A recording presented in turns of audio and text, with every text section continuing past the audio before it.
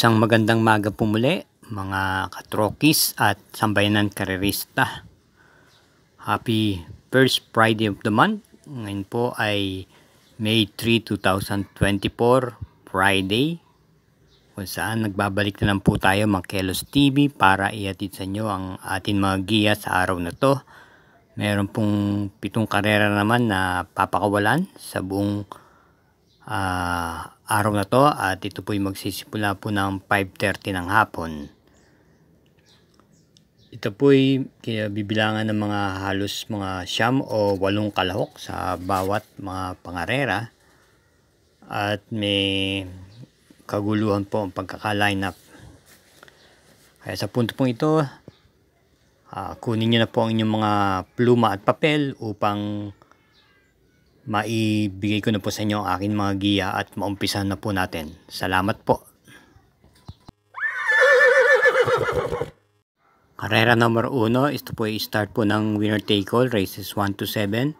Post time is 5:30 PM at isang class 4, group 28 to 33 and 34 to 39 merge with a distance of 1,200 meters. Meron tayong 7 kalahok po rito. Atin pong pampremera at sisingilin na rin po natin yung naghahanda para sa Triple Crown, yung numero 5 Via Bell. Basta sa kanyang mga pinapakita sa kanyang mga trial run at bar run, mukhang naghahanda to at nasa kondisyon po ba sa kanyang mga tiyempong ginagawa. Kaya single na rin po tayo dito sa karera numero 1, numero 5 Via Bell. Karera numero 2, ito po ang start ng Pick 6. Covers races 2 to 7, distance 1,200 meters, isang class 5, group 5 for non-placers at may 8 entries po. Atin pong pampremera rito yung kalahok numero 6, Imperial Queen, na papatnubayan po ni JD Calagos. Ito po ay napang quinto pwesto lamang nung pinakahuling takbo niya nung April 17 kay double time at muling rendan ni JD Calagos. Ito po ay pwede pong i-pacing to at iparimate, at kung atin pagbabasihan yung mga nakarlipas na buwan na kanyang takbo, ito po ay parating dumadating lamang ng mga pang 5 hanggang pang 8 na pwesto. Atin pong mangmanan to dahil baka malapit na rin po itong isalikwat. Atin naman pong panigunda rito yung kalahok numero 2, Baling Rikit, na renda ni MD De Jesus. Ito po ay dumating po ng 4th pwesto nung April 26 kay Express Lane, at siya ay pwede po siyang isabay sa unahan at i-pacing din po. Samantalang ating panersera rito yung derimating numero 7 Dolarama na si M.E. De Campo Renda. Ito po yung derimate na segundo po siya nung March 16 kay Ang Bigote. Kaya muli ang pili po natin sa karera numero 2, pampremera yung numero 6 Imperial Queen, panigundo yung numero 2 Baling Rikit, at panersera yung numero 7 Dolarama. Karera numero 3, start po ng Pick 5, races 3 to 7 with a distance of 1,400 meters, isang class 5, split group 6 to 10, may 9 entries po.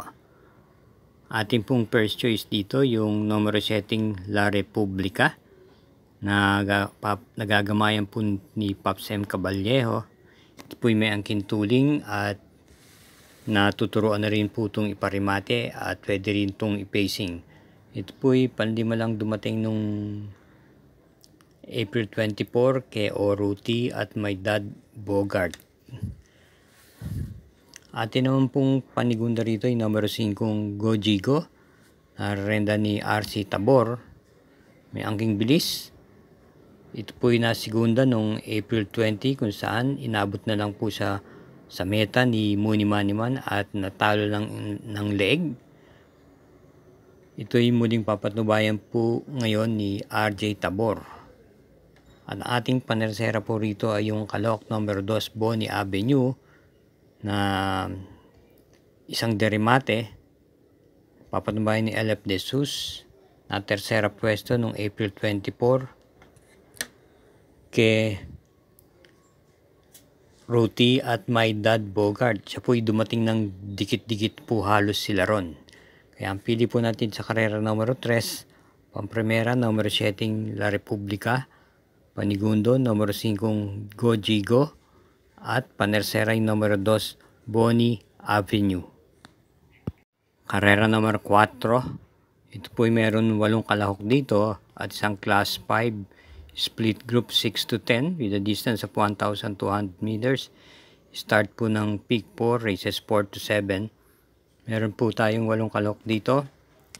At ang ating pong napiling pampremera dito ay number 5 Great Connection ni A.R. Ramos. Ito po may angkin tuling at naipipacing na rin po. Sa aking pagkakaalam, mas maganda po ang tinatakbo nito sa distansyang 1,200 meters. Ito po ay may takbong kung saan nakinto pwesto lamang siya noong April 3 kay Stand in Faith. At may natala naman pong segunda pwesto noong February 23 kung saan nasigunda nga siya po kay Lava Walker. At ang atin ang pong panigunda rito ay yung numero 4 Hang Loose na malamang ito po ang kumuha ng unahan. Ito po yung muling renda ni O.P. Cortez. May tapang po pag nasa unahan to. Bagamat pang-anim na pwesto lamang siya noong April 24 kay O. Ruti at My Dad Bogart. Meron naman po itong naitalang panalo noong March 22 kung saan tinalo niya po si Snow White at Eye Shot. Kaya dito po sa karera naman ng 4, pampremera numero 5 Great Connection at panigundo yung numero 4 Hang Loose. Sa lahat po ng ating mga masugid ng taga-subaybay at mga sambayanan karerista, huwag po natin kalilimutan na tangkilikin at mag-subscribe po tayo sa Mangkelos TV. Pakishare na rin po at i-hit na rin po ang like button. Salamat po muli. Karera numero 5, may distansyang 1,400 meters. Isang class 5 split group 11 to 15 at binubuo po ito ng 10 mga kalahok. Ang ating pong napipisil na pampremera rito yung kalahok numero 8 yung Isla Putimbato na madalas pong natitimbang itong mga nakaraan laban niya at mapakaganda po ng mga itinatakbo at kinikilos. Ito po isang derimate at mukhang nagagamayan po ni JT Pabilik ito. Ito po ay dumating ng segunda pwesto nung pinakahuling takbo niya nung April 23 kay Carmela Slab. At naman pong panigunda rito yung kalahok numero 5 Snow White na may angkin remate. Bagamat itong huling takbo niya ay nagpakita na rin po ng bilis. Ito po ay dumating po ng segunda pwesto nung April 21 kay Bontay Shore. At siya po ay sa pagkakataon ito renda ni JPA Guse. Noong April 12, siya po ay dumating din po ng segunda kay Tool of Choice. Samantalang ang ating panersera po rito yung kalahok numero 6 Fast Sailing ni NC Lonar. Ito po ay may angkin remate at pwede rin po itong isunod-sunod lamang. Noong April 17 po, siya po ay dumating lamang po ng segunda kay Namaskar. Same rider, NC Lunar. Kaya ang pili po natin sa karera numero 5, pampremera ay numero 8 Isla Putimbato, panigundo numero 5 Snow White, at panersera ay numero 6 Fast Sailing. Karera numero 6, penultimate race with a distance of 1,400 meters. Ito po isang class 5, group 5 split, 4 placers at kinabibilangan po ng 10 kalahok to. Ating pong pampremera rito yung derimating numero 5 I'll Be There na tercera po ito noong April 21 kay Rapis Point. Ito po ay rerendahan sa pagkakataon ni JD Calagos. Bago dito, noong April 13, siya po ay dumating muli ng segunda pwesto kay Hombre. Ating pong panigunda rito yung numero 10 na I Love Mati na sa likuran din po ng gagaling at si RJ Tebor po ang magrerenda. Na kwarto pwesto lang po to, yung pinakahuling takuyan ng April 19 kay Step Bell. At panersera po natin yung isa pa rin derimating numero 7 signature whiskey na si J.D. Flores na po ang renda. Ito po'y nakwarto pwesto noong April 14 sa karerang pinalunan po ni Lapping Inside. Kaya muli po, ang ating pong pili dito sa karera numero 6, pampremera numero 5, I'll Have Another, panigundo numero 10, I Love Mati, at panersera yung numero 7, Signature Whiskey. Karera numero 7, last daily double po, paratingan po ito ng winner take all, pick 6, pick 5 at pick 4, at may distansyang 1,400 meters, ang class 5, split group 6 to 10, meron pong 11 kalahok dito. Anin pong napipiling pampremera rito, yung kalahok numero 11, Charce, na rendahan po ni regular rider L.A. Aguila. Ito po ay ipepacing po to at may takbo rin po itong remate o iuuna rin po ito sa harapan. Ito po yung na tersera pwesto noong April 23 kay Doña Chichay at may naitalang panalo po noong April 7 kung saan tinalo niya po si 7 of Diamonds at High Quality.